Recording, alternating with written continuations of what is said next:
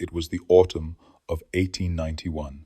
In a town so small, its name never made the map. They were all there at morning prayer, 21 children, one teacher, and a bell that never rang again. By noon, the building stood silent, windows dark, desks abandoned mid-lesson. But no one saw anyone leave. No wagons rolled off. No boots hit the road. The schoolhouse just emptied.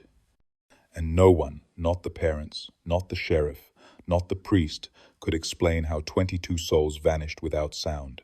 The milkman was the first to feel it.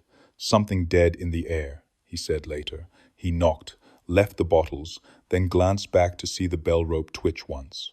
No wind, no hands, just a twitch. He never came back. By afternoon, parents began arriving, some early for pickup, some after hearing rumors. They found doors bolted from the inside, frost forming on the windows, though it was warm outside. Through the glass, the room looked paused, slates half-written, lunches untouched, a cup of tea still steaming at the teacher's desk. Sheriff Brooks arrived an hour later. He pried the door open with a crowbar. The hinge screamed. Inside, nothing breathed. The desks were scattered, not neatly. Like children had stood fast. A chalkboard message read, "Today we W," and stopped. The chalk had snapped mid-stroke. Beneath one desk was a child's drawing, a red crayon sketch of a woman standing in the doorway. No face, just a wide black hat and two long arms. The teacher's chair was still warm, but her shoes were at the front of the room, pointed toward the children's seats, as if she'd stood suddenly and stepped straight out of them. No blood, no sign of struggle, no screams reported, but every pencil was broken, every slate cracked, every desk had scratches beneath it, deep ones, as if small fingers had clawed at the wood. That night, the pastor gathered the townsfolk for prayer. At 7:00 p.m., the bell rang once. No one had touched it. They returned the next day. The schoolhouse was locked again. Inside, everything had been put back exactly in place. Except now, there were only 20 chairs, and no one remembered the teacher's name. Not even her own brother. His name was Elias. No last name. Just Elias. He showed up 2 weeks after the schoolhouse reopened. Same desks, same chalkboard, same number of chairs. Except now, one had his name carved into it. Not in chalk. Etched in wood, so deep it curled splinters. No one remembered enrolling him. The teacher, Miss Ward, claimed she found his name on the morning roster, written in ink that didn't match her pen. Neater, older, as if it had always been there. She assumed he was late starting, maybe a sickly child from the far side of town, but when she asked the sheriff, the parish, and the census clerk, none of them had ever heard of an Elias living anywhere near Hollow Creek Road. No birth records, no baptism, no land tied to his name, no known mother, but each day he came, sat in the same chair, spoke softly, wrote quickly, smiled too little. The other children avoided him, not cruelly, just instinctively. When he passed, they leaned away. When he raised his hand, no one else did. When he spoke, even Miss Ward flinched. He always knew the answers. But not just the lessons. He knew things they hadn't taught yet. Finished poems no one remembered assigning. Read Latin aloud from a Bible. They kept locked in the teacher's desk.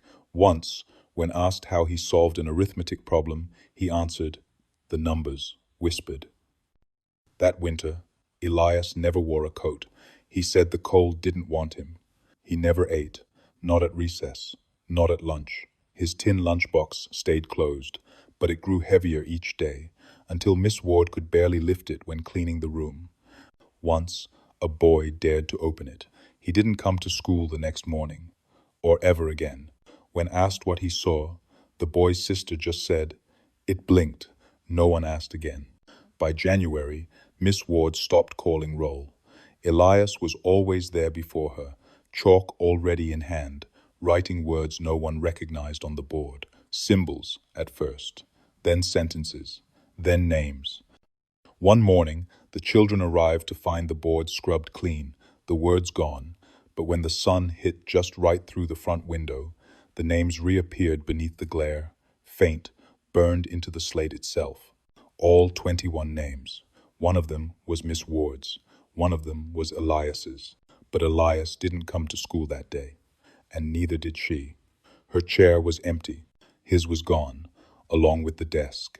No one remembered carrying it out. No one saw it moved. But the floor where it once sat was darker than the rest of the room, like something had sunk and stayed. The back row was meant for troublemakers, the lazy, the late, the ones who whispered and chewed paper and flicked ink at the girls in front. But Elias was none of those. He was always early, always silent, always watching, and still he chose the farthest desk every day, third row from the stove, last seat on the right, the one nearest the window that never opened, even in spring. Miss Ward didn't assign seats, not officially, but the children understood the rules of space. Some desks carried reputations. That one, it was always left empty. Old ink stains, one cracked leg, a seat that creaked even when no one sat. Before Elias arrived, it had been untouched for years. No one remembered why. They just didn't use it. Until he did. When Elias sat down for the first time, the room went quiet, not in fear, just unease. Like a sudden drop in the wind, the creak sounded louder that day, and longer. By the next morning, the desk was different. A long scratch curved across the top, fresh, jagged, and deep. Not like it was carved with a knife, but something harder, hotter. The wood blackened slightly at the edges. Miss Ward tried to sand it down, but said the grain bit back. She left it alone after that. Each day, more scratches appeared. Not letters, not words, just marks. Curves and angles, swirls that looped but never repeated.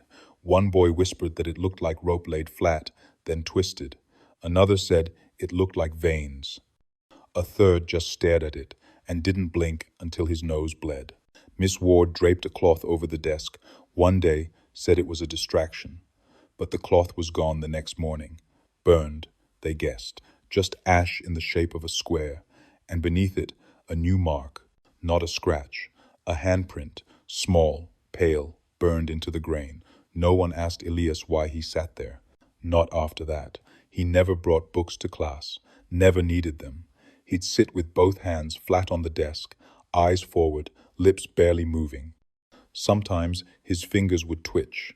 That's when the marks grew fastest, right beneath his hands, as if the desk was breathing. And when the light hit just right, the marks shimmered, not with reflection, with depth. One girl said she saw words moving beneath the surface, not etched, swimming.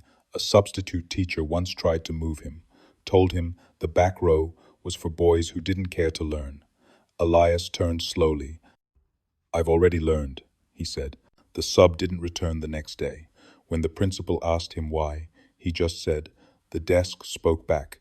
That desk is still there, covered in a black cloth that no one dares touch. But if you sit in the room alone, long enough, the cloth shifts. And if you're listening, really listening, you can hear someone scratching. From underneath." It began with a single dot. Miss Ward was grading arithmetic after school when she noticed it perfectly round, deep black, bleeding through the corner of Mary Dunlap's worksheet. She dabbed it with her finger, wet, but there'd been no inkwell near her desk, and Mary always wrote in pencil. She set the page aside. The next one had 3 dots, spaced unevenly across the margins, still wet, still moving. By the 4th paper, the dots had shifted. They weren't random anymore. They curved slightly, grouped in pairs, oval, glossy, watching. She stopped grading. The next morning, the ink had spread to the chalkboard, not written, not drawn, but blooming like mold from the bottom corner 5 blotches in a row. When the children arrived, they went quiet. Even Elias. No one would sit near the board. Miss Ward wiped it down. The smears didn't come off clean. They left behind faint rings, like the bottom of a teacup, but deeper. When the light shifted, they pulsed. By Friday, the ink was everywhere, on slates, on books, on palms. One girl said her sleeve wouldn't dry after brushing against a puddle of it on her reader. Another said she saw the ink move when no one touched it. Crawl, slowly, like it was deciding where to go. That same day, the assistant teacher, Mr. Clay, stayed behind after dismissal. He'd always called the ink a prank, said the children were bored, imaginative. He stayed late to catch the culprit. He didn't catch anyone. But the next morning, when Miss Ward opened his desk, she found his red grading pen jammed into the wood, snapped in half. His journal was open, but the pages were soaked, blurred beyond recognition, except for one corner. There, in untouched ink, two wide ovals stared up from the parchment, eyes, drawn not with pen, but with absence, as if the page had refused to hold anything else. After that, Miss Ward stopped using ink entirely. She switched to charcoal, chalk, pencils. But it didn't help. The ink didn't come from pens. It came on its own. During reading time, boys would glance at their pages and freeze, letters swimming, punctuation marks stretching, paragraphs warping around black stains that weren't there moments before. Girls began folding their pages in half, hoping the marks wouldn't spread if they couldn't see them. They did anyway. One boy wiped a dot from his finger, said it felt warm, said he saw it blink. No one laughed. The principal ordered new paper, new books, everything replaced, burned the rest in the stove out back. But the next day, ink appeared again, this time on the windows. 5 shapes, top row, bottom row, center glint. Eyes, and when Miss Ward looked through them, just for a second, she thought she saw the classroom watching back. By midday Thursday, the jokes had already gone too far. William Barker, son of the local butcher, had a sharp tongue and a louder laugh. He took particular pleasure in mocking Elias, calling him chalk skin and dead eyes. He whispered stories about how Elias didn't bleed and swore he'd seen the boy's breath go backwards in the cold. The teacher warned William once, then twice, but it didn't matter. The other children laughed, and laughter gave him an audience. That morning, Elias didn't react. He sat in his usual desk back row, second from the left, staring forward like always. His hands were folded neatly, his pencil untouched. The only movement was the slight turning of his head when William hissed another insult under his breath. By afternoon recess, William didn't return. At first, the teacher assumed he'd run home. He was known to sneak away when chores called. But when the bell rang again and his chair remained empty, a strange hush fell over the room. Even the chalk seemed quieter. The schoolmaster searched the perimeter, then sent 2 older boys to check the road. Nothing. William's coat still hung on the peg. His books sat neatly on his desk. Only Elias glanced down once to the floorboards. The next morning, the janitor arrived early to sweep out the dust. He'd barely begun when his broom caught on something near Elias's desk, a trapboard, one he'd never noticed before. He pried it loose with his boot. Inside was the boy's lunch, pale metal, dented, still full. Half a biscuit, 2 slices of ham, and a note folded small. It wasn't written in William's hand. It read, he wanted to see what was underneath. They sealed the hole before the other children arrived. They told the class William had gone to help his father at the shop. Elias didn't look up. He just raised his hand and asked if they'd be studying measurements that day. The teacher said yes. When she turned around to write on the board, her chalk snapped. Elias smiled, just barely. That night, the janitor who'd found the lunch pail never made it home. His keys were discovered scattered across the schoolyard in a perfect circle, the same shape that had started appearing quietly, slowly scratched into the back row desk, like a mouth pulled wide. They called it a coincidence. Said William likely ran off. That the janitor had too much drink. But the next week, no one sat near Elias. Even the bravest boys left a row between. The floorboards stayed nailed shut, but the pail came back. No one remembered what was supposed to be inside the front closet. It had been locked since the first frost, long before Elias arrived. A narrow wooden door tucked beside the blackboard, painted the same dull gray as the walls. No handle, just a keyhole that looked burned around the edges, as if someone had once tried to set it aflame from the inside. Most students ignored it. Miss Cartwright, the school teacher, said it was for supplies, but when asked which ones, she always hesitated. Old ledgers, she'd say, chalk, spare slates. But she never touched it, never glanced at it during lessons. She angled her desk just enough to keep it out of view. Then the storm came. Missouri storms don't knock politely. They claw the sky and slam the windows like fists. This one rolled in without warning, lightning splitting the horizon like crooked handwriting. The room dimmed, the oil lamps flickered, and the humming began. At first, it was easy to miss buried beneath the thunder, low and steady like the hum of a tuning fork. It came from the closet, a single note, high and sharp, vibrating through the floorboards. The windows rattled, but the closet door held firm. Elias was the only one who turned to look. The girl closest to the front desk, Clara Hayes, pressed her palms to her ears. She said it felt like the sound was crawling inside her, that her teeth ached, that something was whispering underneath the hum, but only when she closed her eyes. The next day, Clara didn't return to school. Her mother came instead, pale and sweating. She asked Miss Cartwright if anyone had ever opened the front closet. Miss Cartwright said no. The mother didn't believe her. She left without saying goodbye. By the end of the week, 3 more students claimed to hear the hum always during storms, always when lightning struck close. One boy said it sounded like breathing. Another said it sounded like someone saying the same word over and over, too fast to understand. One brave student, Daniel Withers, brought a wire hairpin and tried to pick the lock after class. He disappeared for 20 minutes. When he returned, his fingernails were black, his eyes were bloodshot. He didn't speak for 2 days. When he finally did, he only said one thing. "She's not done writing yet." No one asked who. Miss Cartwright requested the closet be boarded shut, but the carpenter refused, said the wood was too soft, too damp, like it was breathing through the paint. That spring, a fresh crack split the door frame. Inside the crack, red thread, tight as a vein, still pulsing. The humming never stopped. Even on clear days, Miss Harrow had never liked mirrors, not out of vanity or fear, just a quiet superstition passed down from her grandmother, who believed reflections could grow restless if stared at too long. So she kept only one, an oval piece above her wash basin, framed in warped tin, just enough to part her hair and pin her collar. Nothing more.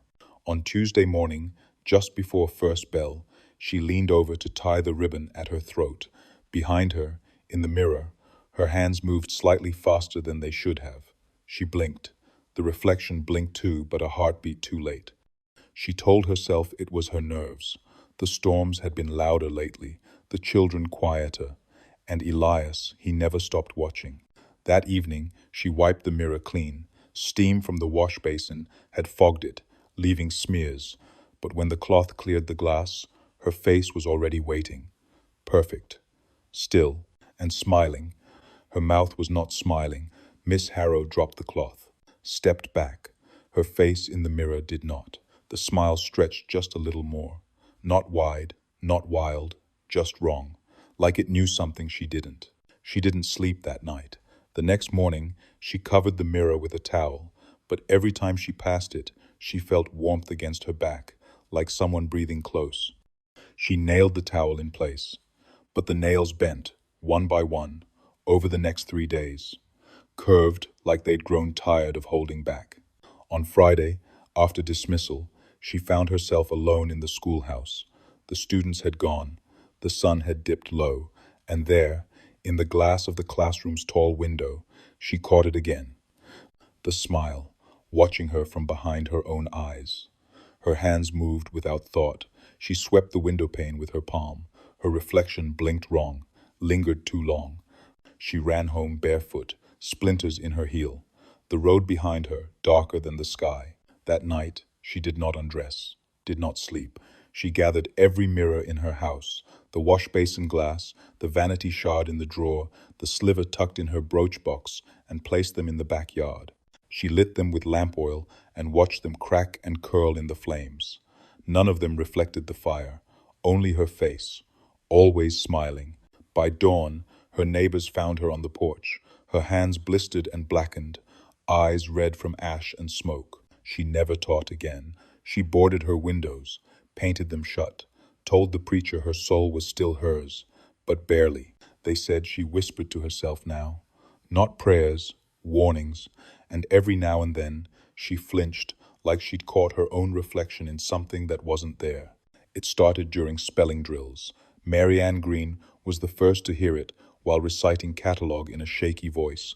Her heel bounced nervously against the floorboard beneath her desk. With every tap, something tapped back. Not quite in rhythm, not quite echo, just a second slower, like the floor was listening and responding. She paused mid-word. The class went quiet. Then she said it soft, almost embarrassed. I think someone's under us. Laughter came first, then shushing, then silence, and then the whisper. Faint, dry, drawn out like the breath behind it had to reach through dirt. Just one word, one name, Elias. Miss Harrow hushed them all, but her voice didn't carry like it used to. The children looked at her, then the floor, then at Elias, who hadn't flinched. His pencil moved steadily. He was smiling. That night, Marianne refused to sleep on her bed. She curled on the porch instead, saying she could still hear the boards creak inside, even with no one walking. Her parents dismissed it as nerves. But by week's end, 4 more children said they'd heard it too. Always when the room went quiet. Always from below.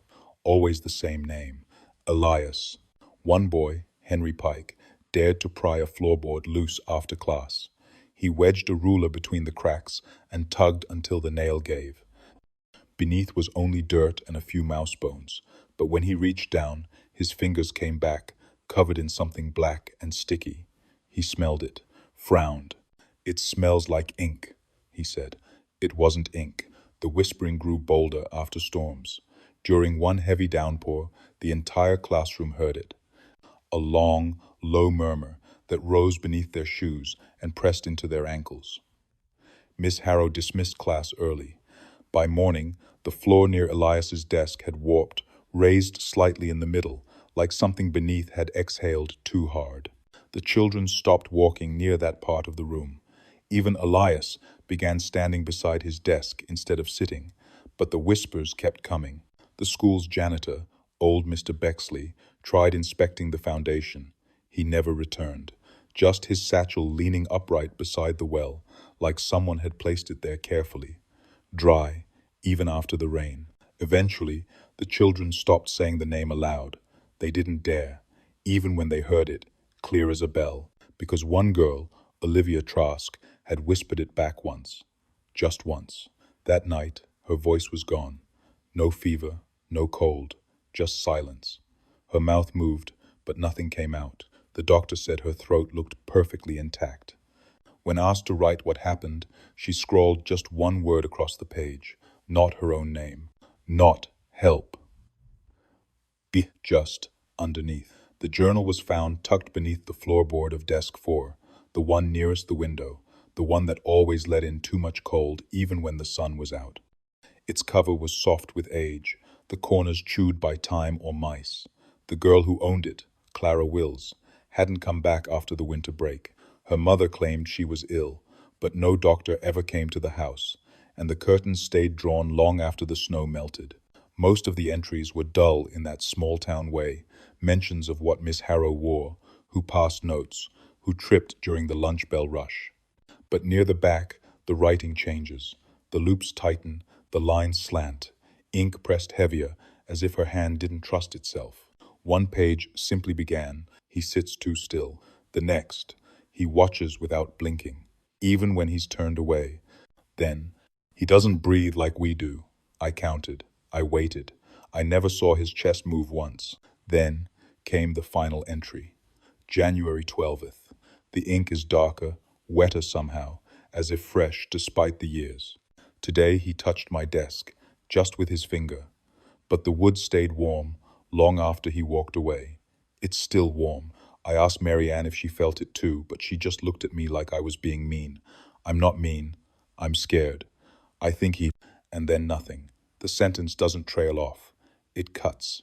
Mid-word, mid-thought. The nib must have stopped cold. No smudge. No line drawn away.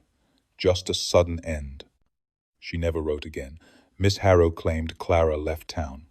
But the school records don't list a transfer, and her name was later crossed out, not with a pen, but with something that gouged the page beneath it. A deep, single line that cut through three other names. All girls, all from the same row. The journal stayed hidden until the school's final year. A group of boys dared one another to sleep inside overnight. One found it and tried reading the last page aloud. He stopped halfway through, said it felt like someone else's mouth was moving when he spoke. The journal was burned the next day. But they say the ash didn't blow away. It pooled, collected, sank between the floorboards like ink returning home.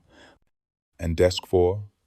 No one sat there after Clara, not by rule, by instinct. Even Elias, who had never shown fear, never touched it again. He just stared at it sometimes, long enough to make the window beside it fog, even when the glass was clean, even when the day was warm. It happened on a Wednesday, the kind of gray morning where even the coal stove seemed tired. Miss Harrow passed out the spelling exams, as usual, 30 words, neat cursive, no talking. The room was still, pencils scratching, boots thudding gently against floorboards. Elias sat in the back row, as always, hands folded until the test reached him. He didn't ask for a pencil, didn't need to. One had already been placed on his desk, sharpened so finely it looked like a needle. 10 minutes in, something shifted. The air thinned. A cold draft slipped through even the sealed windows, and several children glanced up at once without knowing why. Then the bleeding started. 5 students, no warning, all seated in different parts of the room. One by the stove, one near the front, 2 near the wall, and one Marianne, sitting directly in front of Elias. It wasn't a trickle. It poured, from both nostrils, thick and fast, onto desks, onto tests, onto knuckles and sleeves. Gasps broke the silence. A chair tipped. Miss Harrow ran for a cloth, then another, then another. The room smelled of copper. Elias never looked up. He wrote each word slowly, carefully, with that impossible neatness he always had. His paper remained spotless. The red didn't touch him. Not a drop, not a glance, not a twitch. When Miss Harrow tried to collect the tests, 3 children were crying. One had fainted. Another sat, with her hands clenched so tightly around the desk leg, her knuckles had turned purple. Mary Ann kept whispering the same thing over and over. It dripped backwards. It dripped backwards. No one knew what she meant. When Miss Harrow finally picked up Elias's exam, her hand trembled. Every answer was correct. Not just correct, flawless. Accent marks included. Ink perfectly centered in the lines, as if printed. At the bottom, he had drawn something, not a signature, a shape, a spiral made of tiny dashes. It pulsed once, faintly, before she blinked, and it was still. That afternoon, the bleeding students were sent home. 3 didn't return the next day. Their parents said it was a virus, or nerves, or bad dreams, but the school nurse checked each one. No fever, no congestion, no signs of illness at all. The spelling tests were burned, except Elias's. Miss Harrow tried to destroy it, but the ink wouldn't run, even when soaked, even when scorched. She locked it in her desk. A week later, she found it back on Elias's. Folded once, clean. The spiral now gone. In its place, a single word, written in perfect cursive in a language no one recognized. She took it to the pastor. He wouldn't touch it. No one bled again. But no one ever scored perfect again, either. And Elias never took another test. He simply stared forward, eyes wide, as if waiting for the next word to arrive. It was a Tuesday when Mr. Clennan found it. He'd been clearing the last of the frostbitten leaves behind the schoolyard fence, dragging his rusted rake in slow arcs. The wind was sharp, sharp enough to sting through his gloves, and the children were still inside, finishing morning arithmetic. Behind the swing set, just past the slope, where grass rarely grew, he saw the mound. At first, he thought it was just soil pushed up by groundhogs, but it wasn't. It was smooth, shaped, fresh, like the dirt hadn't had time to settle. And at the head of it, a small wooden plank jutted out at a crooked angle. No name, no carving. Just the wood, darkened at the center, as if something had bled through from the other side. Clennon stood very still. There hadn't been anything there last week. He was certain of it. He'd trimmed that exact patch, just days ago, barren as always. No marks, no digging, no grave. Yet now, it was here. He crouched. The ground was warm, warmer than the frost around it, almost damp to the touch. And the plank, it was splintered at the top. But he could make out something carved deep with what looked like a nail. A circle, with 3 lines through it. Not a cross. Not anything he'd seen in a churchyard. He called Miss Harrow, who came out still holding her chalk. She stared at the grave, then at the plank, and said nothing. Not at first. Finally, she asked, "Do we have any records of a student burial here?" "No, ma'am," Clennon said. "And if we did, it'd have been marked. This, this wasn't dug by a man. Not like I've ever seen." That night, the wind howled around the school like it hadn't all winter. The bell rope swung without anyone pulling it, clanging 3 times in the dark. No one answered. By morning, the grave had changed. The mound was flatter now, firmer, like whatever had been soft inside was settling, and beside it, exactly beside it, was a second wooden plank. Identical height, identical shape, but this one had a name. Clennon's, burned in, not carved. He quit that day. Packed his things before the children arrived. He didn't wait for his last pay, just left the keys on the desk and walked off toward town with his shoulders hunched and his head low, like he was listening for something behind him. Miss Harrow had the new planks removed, but the soil never took grass again. The children stopped playing near it. Even the bravest ones said the swing closest to the grave never moved, not even in wind. And when the sun hit it just right, they swore the second plank still cast a shadow, even though it wasn't there anymore. The chalk didn't sound the same anymore.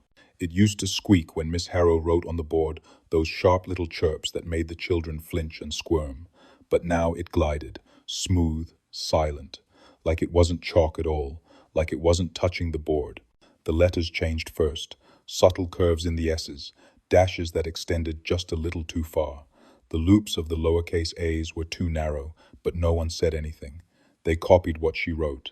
Then came the symbols, not letters, not numbers, just shapes, circles with tails, triangles with teeth, lines that folded into themselves. She introduced them the same way she had with long division. Calm, controlled, like they had always been there, waiting in some dusty part of the curriculum no one had cared to read before. "These are part of the new method," she said one morning. "We are modernizing." She never said where the method came from. No textbooks, no references, just drawn examples on the board and paper handouts that smelled faintly of copper. The children wrote them down, recited them, whispered them when they thought no one was listening. One girl asked if the new language had a name. Miss Harrow stared at her for a long time, then smiled, wide and glassy. "It speaks for itself." Parents began to ask questions: why their children were coming home with bruised knuckles, why they had started drawing spirals into the dirt behind the school, why their spelling books had been replaced with parchment, thin, yellow sheets, where the ink sank too deep and bled into the edges. Miss Harrow said it was all part of the transition.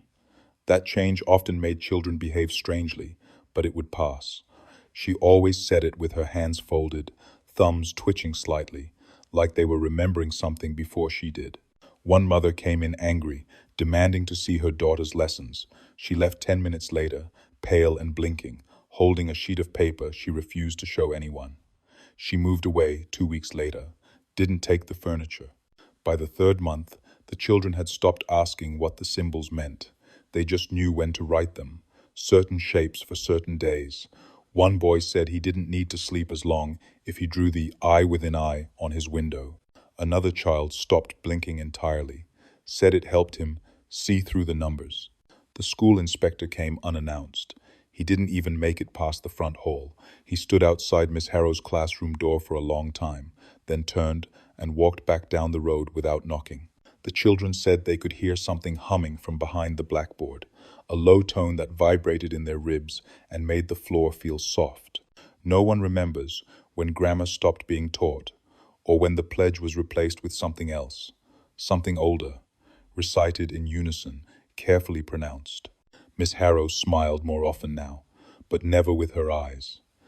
They only took one photo that year, a single photograph, black and white and overexposed, taken in front of the schoolhouse one chilly morning in November. The children were arranged by height, shortest up front, taller students standing on the porch steps behind them. Miss Harrow stood at the far right, hands folded, lips tight. Everyone looked cold. Everyone looked still. Mrs. Callum, the local photographer's wife, developed the plate herself. She hung it with clothespins beside her wash. Nothing seemed unusual until she looked closer. There were two boys in the back row with the same face. She didn't notice at first. It wasn't obvious, not in the usual way. The second, Elias, was partly shadowed, face turned slightly toward the camera, but the same crooked ear gave him away, same knotted collar, same slack mouth. And where the real Elias had his arms folded, the second had his hands behind his back, barely visible, almost smirking. She brought the print to the school the next morning. Miss Harrow didn't blink. She looked at it for a long time and then said only, "It's a trick of the light." When pressed, she added, "Children move during exposure. That happens." But they hadn't moved. Mrs. Callum insisted she'd taken a perfect still, even had the original plate to prove it. She invited Miss Harrow to come and see it for herself. The teacher declined.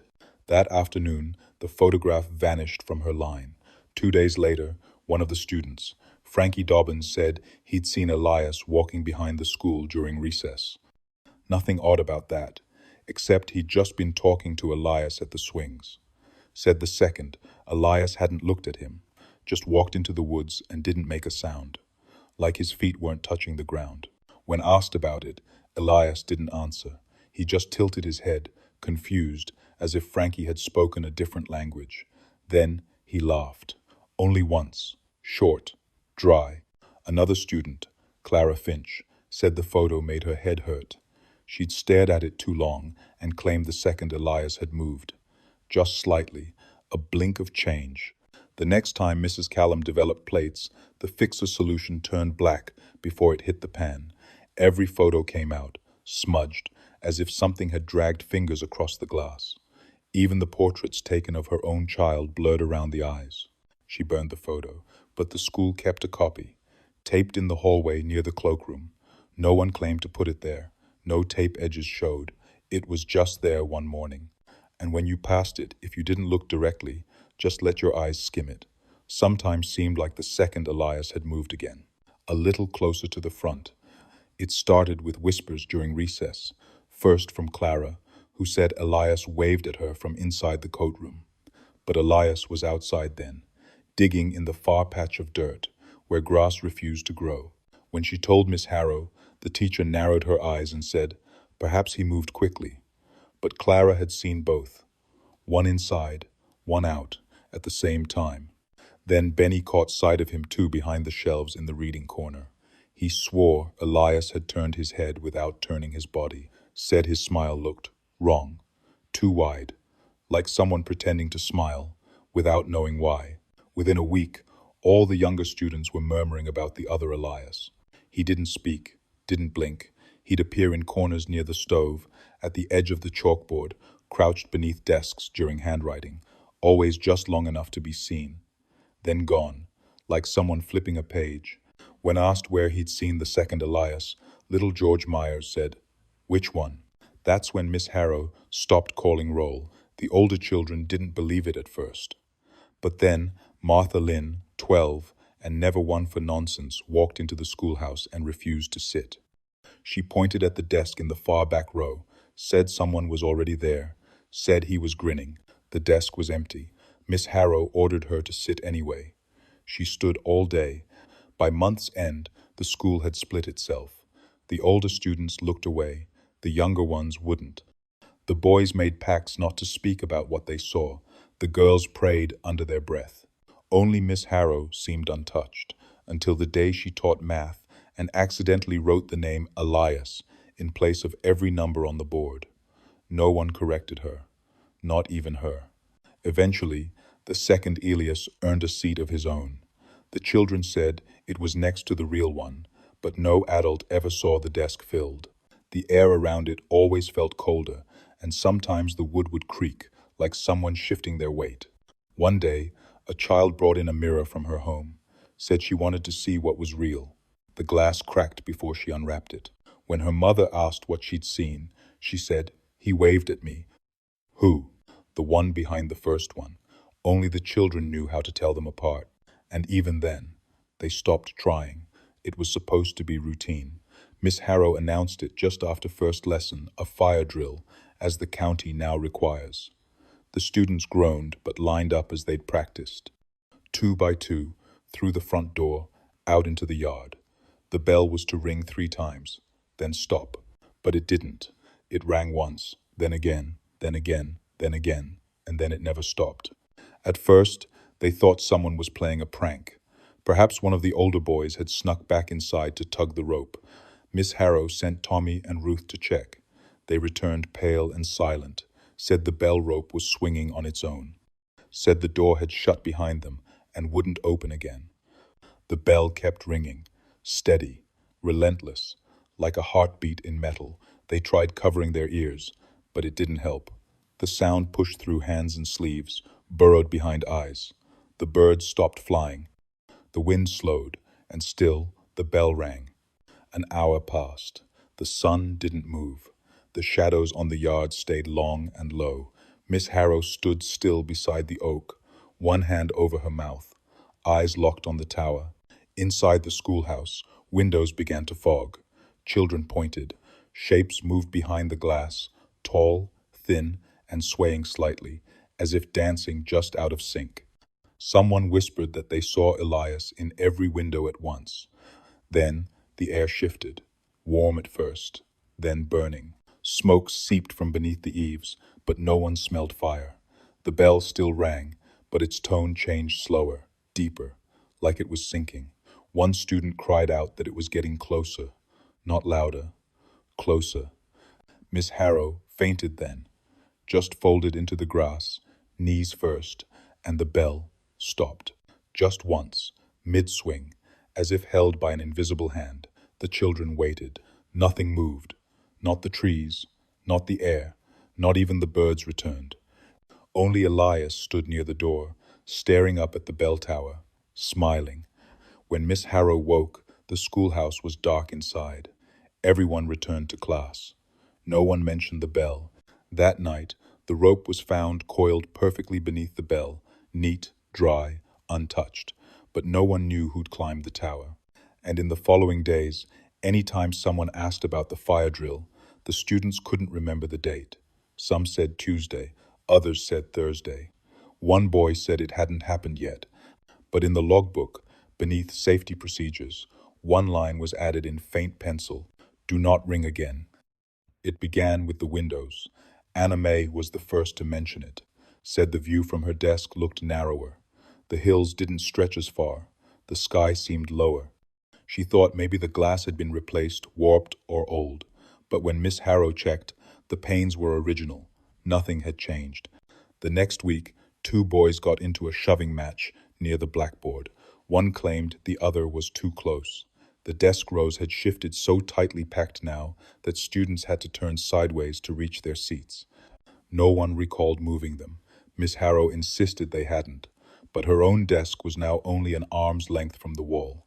She hadn't remembered it being that close before. Then came the ceiling. By mid-month, the upper trim brushed taller students' heads. The chalkboard frame dipped slightly, bowing inward like the wall behind it had swollen. Some said the floor was tilting, that the back row sat lower than the front now, like the entire schoolhouse had begun to lean forward just slightly. They stopped playing indoors. No more tag between desks, no more games of catch during storms. There wasn't space. And still, no one questioned it. Not really. Not out loud. Except the janitor, Mr. Leach. He left his post without notice after claiming he'd measured the classroom. Twice. And each time, it came back different, shorter, narrower. He tried drawing it, but his ruler warped when he traced the edge. He said the walls weren't closing in, they were breathing. He was gone by the end of the week, left his keys on the windowsill, didn't say goodbye. Soon after, students stopped raising their hands. They stopped fidgeting. They stopped leaning back in their chairs. There wasn't room anymore. Miss Harrow moved her desk outside, taught from the doorway, even on cold days, said she liked the air better out there. And still, the room shrank. By November, the children's voices had changed. Softer, shorter sentences. One boy began using chalk instead of speaking, just scribbled answers on his desk and waited to be acknowledged. When asked why, he pointed to his throat, said the room pressed there. The schoolhouse bell was silent now. No one used it. The rope was missing again. But each morning, the students arrived anyway, filing in with quiet precision. No bumping shoulders, no dropped books, just stillness. The walls closed a little more. The windows narrowed, and the room remembered. The first was Lily Kestrel, a quiet girl, careful with her cursive, always clutching her pencil too tight. She missed only one word on the weekly spelling test, Elias. Wrote it with two L's, crossed it out, wrote it again. Her lip bled where she chewed it raw. The next morning, her mother found her tooth on the pillow. No blood, no pain, just gone. By Friday, it happened to two more. Thomas Hennessy spelled it Elias. Lost a molar that night during dinner, mid-chew, chicken stew turning red. He didn't cry, just held it up, blinking like he knew it had been earned. Marta Green spelled it phonetically, Elias. 3 teeth by Sunday. Her parents told the doctor she was clumsy, said she'd fallen down the cellar steps. But Marta wouldn't speak, only wrote one word on the doctor's notepad. Sorry. Miss Harrow made no changes to the tests. She didn't mention the incidents, didn't visit the families. When asked by the school board if anything unusual had happened in her class, she simply smiled and said, "The children are learning." A new rule was whispered in hallways. Spell it right. By the end of the month, students began practicing the name in their notebooks, over and over, even when it wasn't assigned. Elias, Elias, Elias. A boy named Darrell was caught writing it on the inside of his desk, each version neater than the last. He said he just wanted to be safe. The chalkboards bore it too, not written by the teachers, but every morning, faint in the corners, just beneath the day's lesson. Elias, always spelled correctly, always in a different hand. The dentist came once. After 6 children in a single week showed missing incisors. He called it a panic response. Said the kids were grinding their teeth. Nightmares, maybe, or stress. But when he examined the roots, he found none, as if the teeth had never been part of the jaw to begin with. One boy was different. Jeremy Pike spelled Elias wrong, Elias, and didn't lose anything, not that day, not that night. But the next morning, he didn't show up. His father found him under the porch, curled around a sheet of paper with the name written 100 times in trembling script. His mouth was clamped shut. Wired, somehow, though no wire was there. His lips pressed so tight they'd begun to split. He hadn't lost teeth, he'd kept them all, but none were real anymore. The school stopped giving spelling tests after that, but the children kept writing, not for grades, not for praise, just to keep their mouths. It was a Monday. Rain clung to the windows like a second skin, and the bell never rang. The children waited on the steps, hoods drawn, lunch pails swinging. Miss Harrow was always punctual, always there before them, lantern lit in the hall. But today, the front door hung open. A little, just enough to feel wrong. Thomas Hennessy pushed first. The others followed, single file, not speaking. Something in the air buzzed, not sound. Exactly. More like pressure. Like the school had swallowed its breath. Inside, the classroom was still. Desks in perfect rows, coats on hooks, chalk still in the tray. But the blackboard had been wiped clean, except for 2 words, scrawled large and uneven in white. Class dismissed. No one touched a chair. No one whispered. They all saw it then. Miss Harrow was seated at her desk, hands folded neatly, her spine too straight.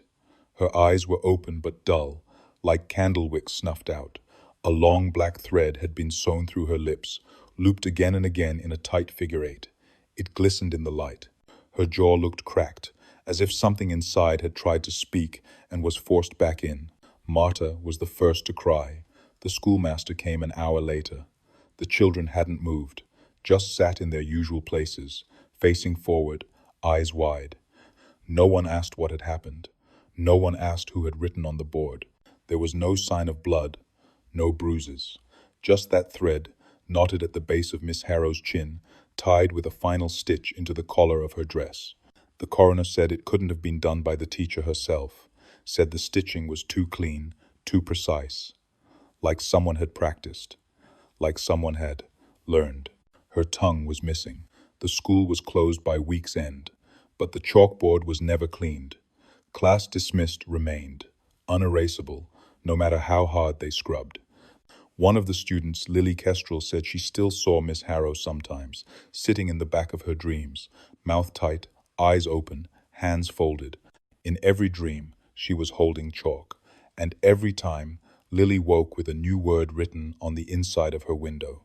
Just one word. Listen, he arrived without warning. A gray-coated man with wire-rimmed glasses and a black valise, stepping down from the carriage just as the fog began to roll over the gravel path. No one had written for him. No one recalled sending notice. But he said he was from the district, and that was enough. He introduced himself as Mr. Delwyn, though no one caught his first name, said he'd received reports, said he would only need one night. The townsfolk offered him the tavern's upstairs room.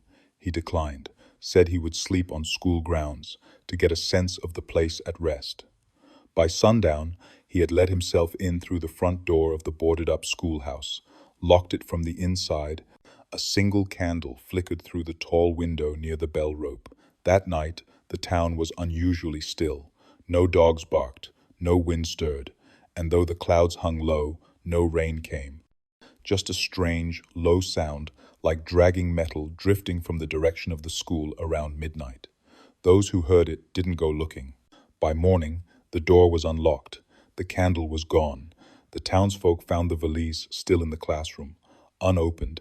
Inside were documents, letters, and an official-looking form with no name written on the signature line. The ink had faded to the point of disappearance, almost rubbed away. There was no sign of Mr. Delwyn. No carriage came for him. No coat was left behind. Just the faint scent of sulfur near the desk, and a strange crease in the floorboards beneath it, like something heavy had been pressed there, but didn't stay. The teacher's desk was also different. The scratches on the surface, once aimless, now formed a shape, a single, sharp spiral, tight, uneven, but deliberate. No one spoke of Mr. Delwyn again, not even the tavern owner, who swore the man had paid in full without ever asking the rate. The children returned to the school the following week. A substitute teacher, pale, nervous, avoiding the closet, took over Miss Harrow's place. She never asked questions, never looked at the back row, but the spiral on the desk remained, burned into the grain, and though no one could say why, every child stopped using the phrase principal altogether, said it felt wrong in the mouth, like a word not meant to be spoken anymore. And beneath the classroom floor, the hum deepened, low, patient, and listening. The wind that day was warm, unseasonably so for mid-October, the kind of wind that makes the grass hum and the air shimmer at the edges of your sight. Recess had started like any other children, spilling from the doors in threes and fours, chasing each other past the bell post, kicking stones, pulling at coat sleeves and pigtails. Elias was last out. He didn't run, didn't speak, just stepped into the sunlight, lifted his face once toward the woods at the edge of the field, and sat cross-legged in the grass. Watching, Miss Alvey, the new substitute, stood on the stoop with her hands folded. She didn't seem worried, just stared out at them with that same thin smile she always wore. It didn't reach her eyes. 10 minutes passed, then 20. A few children wandered farther than usual, chasing a hoop down the slope behind the hedges. Laughter rang out, loud and high, but it didn't fade like it should have. It stretched, looped, echoed back strange and doubled, like two voices laughing the same note but slightly out of sync. When Miss Alvey rang the handbell, no one came. She rang it again. Silence. Then, faintly, a giggle. From the woods. She stepped down from the stoop, calling names. Josie, Cal, Miriam. No answer. Just the swing creaking behind her. She paced the edge of the field, lips tight, shoes crunching against leaves that hadn't fallen yet. Then she saw the footprints, small ones, dozens, all heading in the same direction toward the tree line. But none came back. That evening, the sheriff walked the perimeter with 6 men. They found no children, no signs of struggle, just one boot, far too small, resting upright on a stone. Inside it, a single tooth. The town searched for days. Mothers hung blankets over mirrors. Fathers muttered prayers they hadn't spoken since boyhood. No one said the word Elias. On the 7th day, the fields were silent, until just past noon, when the wind picked up again, and the laughter came back.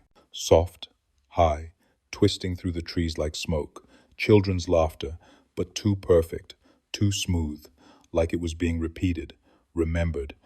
Some say if you stand near the old schoolyard just after the bell would have rung, you'll hear it too. The distant sound of play, of chasing, of joy.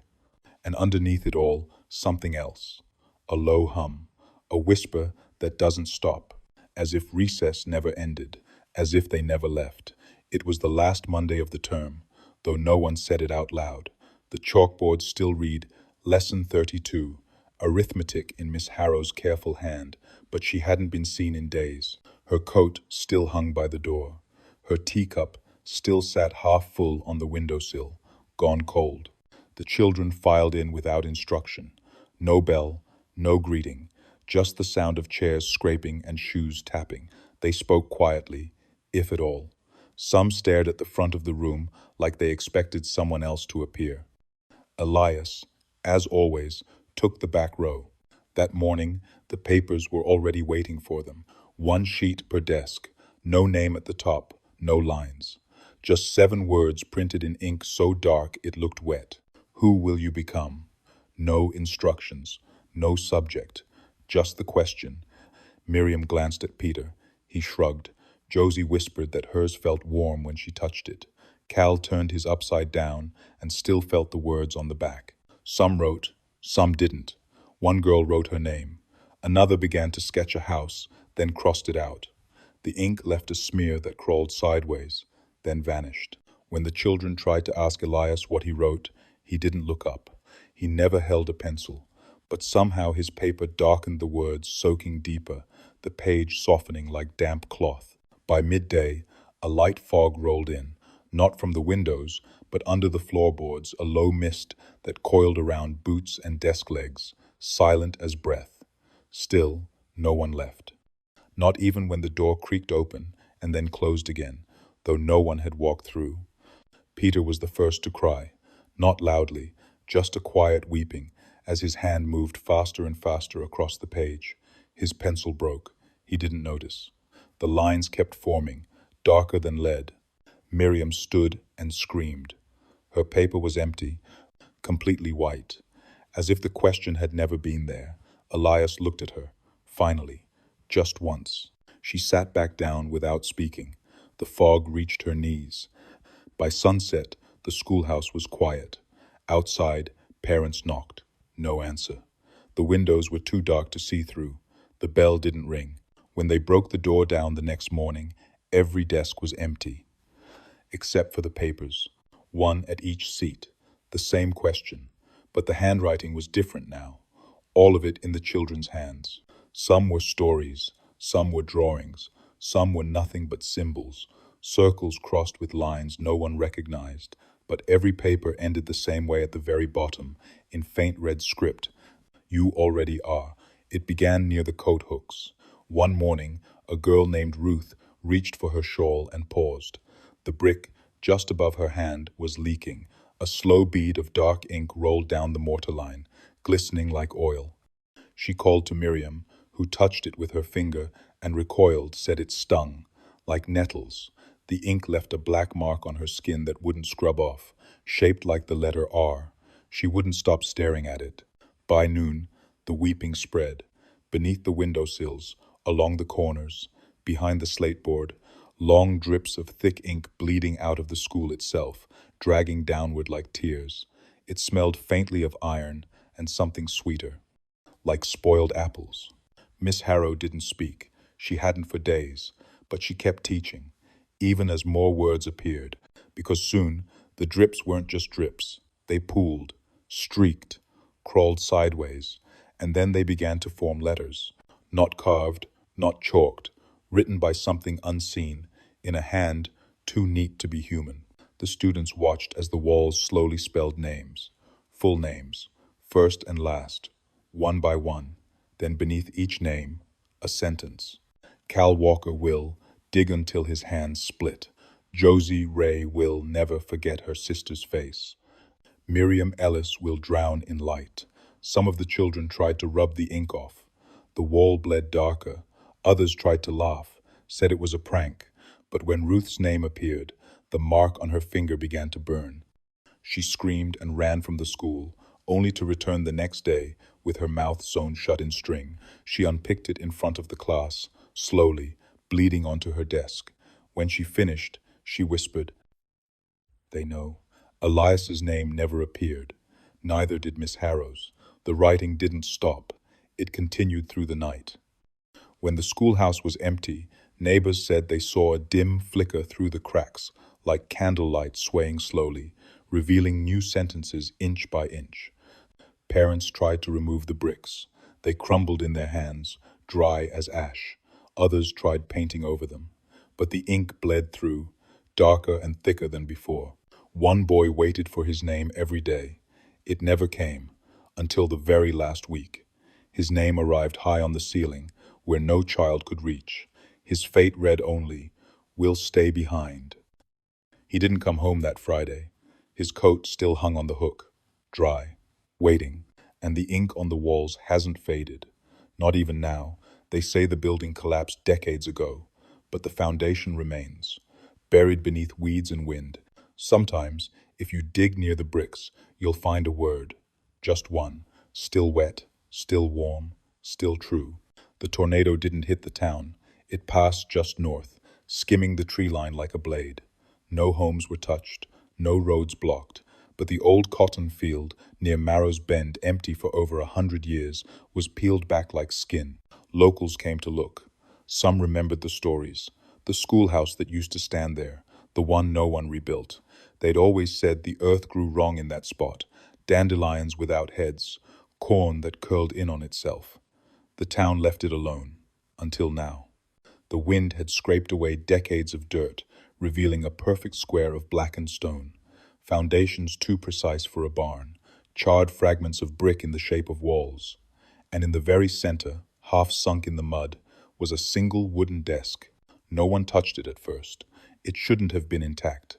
The wood was damp but not rotten. The legs, though rusted, stood firm. A piece of red thread clung to the underside, and the top had carvings, so many they overlapped. Years of scratches layered like tree rings. Names, symbols, one long spiral, looping from corner to corner. But at the very center, cleaner than the rest, was one phrase. Still learning. Reporters came. A drone was flown over the site. The footage showed something odd, the desk casting a shadow in the wrong direction. Twice. Then the birds stopped flying over. Phones glitched when aimed at the foundation. One man claimed his camera lens cracked when he tried to photograph the carving. The town put up tape, posted signs. "Do not enter." But teenagers came anyway. One girl live-streamed herself sitting at the desk. The stream cut out after 13 seconds. When her phone was recovered the next morning, all her apps were rearranged into a spiral. Her parents moved away the next month. Others said they heard bells when standing near the rubble. Not wind chimes, not church. School bells, distant, steady, ringing at the wrong hour. A historian from the county archive visited the site in June. She knelt beside the desk, traced her hand across the carvings, and went still. When she finally stood, she looked over her shoulder and whispered, "It's still taking attendance." They tried to move the desk. 6 men, 3 trucks, 1 crane, but every time the chains were secured, the wood would groan, not break, Not snap, just hum, like it was remembering. After the third attempt, they left it. By August, the field was closed off again. A fence, a sign, and no further mention in the paper. But sometimes, after rain, children say they hear scratching from underground, as if someone's still carving, as if the class isn't over. If you made it this far, tell us in the comments. What would you carve into the last desk? And if these stories linger with you, like the video, subscribe, and come back for more untold chapters they never meant for us to find.